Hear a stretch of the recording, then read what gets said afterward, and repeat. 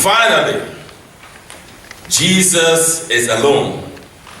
If you recall last week, Jesus withdrew and went to a deserted place, and the crowd heard that Jesus was there, so they came. And so he didn't have time to be by himself. This morning passage, a continuation of that passage, now Jesus has sent the crowd away. This is where he fed the 5,000 and all of that stuff. They pick up the 12 baskets and all of that, and now he sent the disciples ahead of him to the other side, and he's left alone. The crowd has been dismissed, and Jesus finally can sit and catch his breath. At least that's my vision of him right now. It's quiet, and he has time to pray. The disciples are on the sea, struggling with the wind and the waves.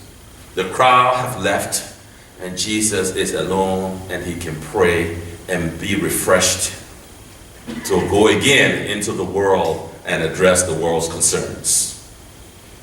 And he will come to the disciples early in the morning.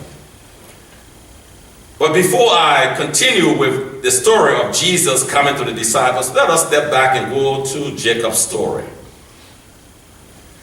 This is what happens to a parent when you let all your children know that one of them is the best. I'm dealing with that right now because my siblings think I was my mother's favorite. And so, boy, I'm getting it. Well, you make the decision. You were the one she loved the best. Well, anyway, that's a different story. But Jacob have shown his sons that Joseph is the favorite.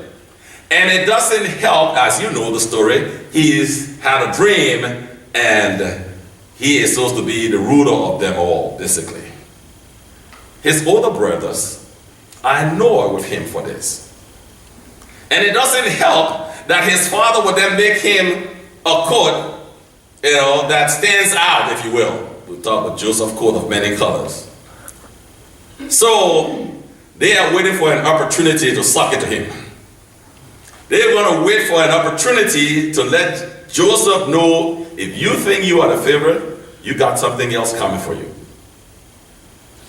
They are out pasturing, and Joseph goes out once before this time, and he comes back and brings a bad report to his father about his brother. This guy is looking for it. He has come back to Jacob, and he has said something about his brothers, which is not good, if you will. And so on this occasion, Jacob sends Joseph to go and check in on his brothers. And while they are out pasturing, they have left Shechem, they are now in Dothan, and Joseph is coming and says, finally, here comes the dreamer, let's kill the dream. We kill him, the dream is dead.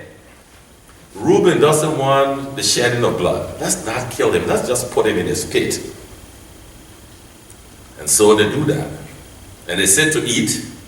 And as they are eating, they see these traders going down to Egypt. Finally, okay, Reuben suggests, let's not kill him, let's sell him. And then we are done with him. We will take his coat and put blood on it and take it back to our father and say he was killed. And so that's how they're going to carry on with this story. And you know the rest of the story. All of this, in some way, scholars have suggested it is God's plan. Now, I don't know what God will be planning this kind of stuff for.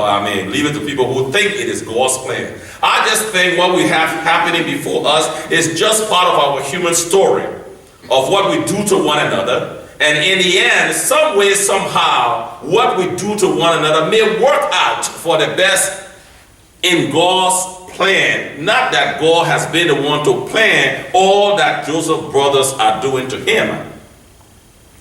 But without them not knowing that sending Joseph into Egypt in the long run is going to be their redemption.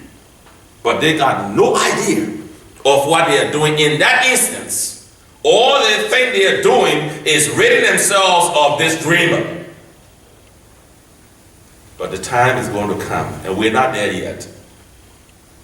But all I want to suggest to you from this story is, this is not God's conniving this stuff up. But what is being done by Joseph's brothers will in some way fit into God's overall plan for them. In some way, God is going to redeem Jacob's family through the dysfunctional behaviors that we see happening up to this point and following. God, in my opinion, is able to work through all of our dysfunction and bring about God's redemption. God is able to take the mess we make of our lives and in some way turn it around. I wish he would always do that, but sometimes it doesn't work out. But God is able. If God were to take an exit from our lives, we haven't seen anything yet. Look around the world and see what humanity is doing to humanity. Look around the world and see what we are caught up with. As I stand before you and speak, the people in Sierra Leone, Liberia, and Guinea are dying from the Ebola situation, and the religious leaders say it is because of homosexuality. Are they out of their mind? It is a disease. It is ravaging the people. And the religious leaders will think that it is caused by homosexuality. God help us and help them. Our brothers and sisters in the Middle East are dying. Bombs are exploding and destroying buildings. Humanity, action against humanity. God is able, amidst all of the messes we make in life, to bring about something. But I wish I knew what God is in the midst of doing right now. I wish I could tell you. I don't know. All around us, whether it is on the streets of Chicago, or the streets of New York, or it is on the street in Palestine or Israel, or it's on the streets in Monrovia or Freetown, God in some way is working to bring about peace. I just wish I knew when it will come and how God would do it. I have no idea. But God is working some way. When Joseph's brothers thought they were killed in a dream, they were only setting things in motion more than they knew. Now back to Jesus. He's finally is done praying, and he's making his way to the disciples, and he's walking on the water and coming to them, and Peter and the rest of them know that people don't walk on water. The only person of faith that will be walking on water will be a ghost. And so their reaction is, it's a ghost. And they are terrified. And Jesus said, no, take heart. It is I. I love Peter, because he's always trying to make you prove the point. All right, Lord, if it is you, then command me to come to you. Come, Peter, come. I don't know whether the guy is out of his mind or not. But if it is a ghost that tells you to come and you're going to get out of the boat, that's something else. But since it is the Lord who said come, Peter is going to get out of it. Remember, they just witnessed Jesus feeding 5,000 men, not counting women and children, with 5 loaves and 2 fish. So if this is really Jesus, then probably I too can walk on water. He gets out of the boat and he begins to go to Jesus. And I can see him now. And then he realized, oops, the storm is raging. What on earth have I done? And as soon as he takes his eyes off Jesus and realizes what is happening around him, I don't know whether he didn't realize what was happening before he got out of the boat, but never mind that. As soon as he takes his eyes off Jesus and realizes what's happening around him, oh my God, Lord, just hear us now. You know, when you've created one of those things that you create for yourself, I know my stuff. When you have created one of those messes of your life and you are sinking in it, the cry that comes from the depths of your heart, Lord, help me. This is the place Peter is right now. He realized, my gosh, Lord, save me.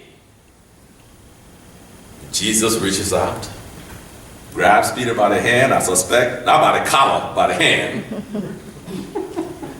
I would grab him by the collar, but never mind. Jesus grabs him by the hand, I suspect, and put him back in the boat. And he can say to himself, it was a close call just now. Why, Peter? Why did you doubt? Oh, man of little faith. Why did you doubt? If I'm the one Jesus is asking, I'll say, did you not realize the wind and the wave? That's why I doubted. They were strong. Peter, I told you to come to me. When you and I have committed ourselves to come to Jesus, yes, the wind and the waves of life will be battering us. But as long as we are willing to keep our eyes on Him who is the Prince of Peace, He will let us come. But if you are like me, there are so many occasions when you are taking your eyes off Jesus because the storm is raging. And you cannot stay focused in the midst of the raging storms of life. And they come in various forms. And they will distract us. They will make us so much focus on what that storm of life is that we will forget the voice that is calling to us to come. May that voice that told Peter to come, may that voice that keeps calling to you and me in the midst of life storms say, come to me, all you who labor and are tired of carrying life loads, come and I will give you rest. May we come to Him just as we are without a plea. May He not pass us by when He comes. May we hear His voice and come to Him. And may we experience His peace that passes all understanding. The peace that the world cannot give because the world does not know this peace. May He speak peace to our world today as I speak to you. And people in different parts of the world are struggling to live amidst the violence that is being created. May He speak peace to them. May He speak peace to those who are struggling to live amidst diseases. May He speak health, peace to our world. And may we know that which comes from Him and Him alone. May we go forth from this place as the peacemakers of the world.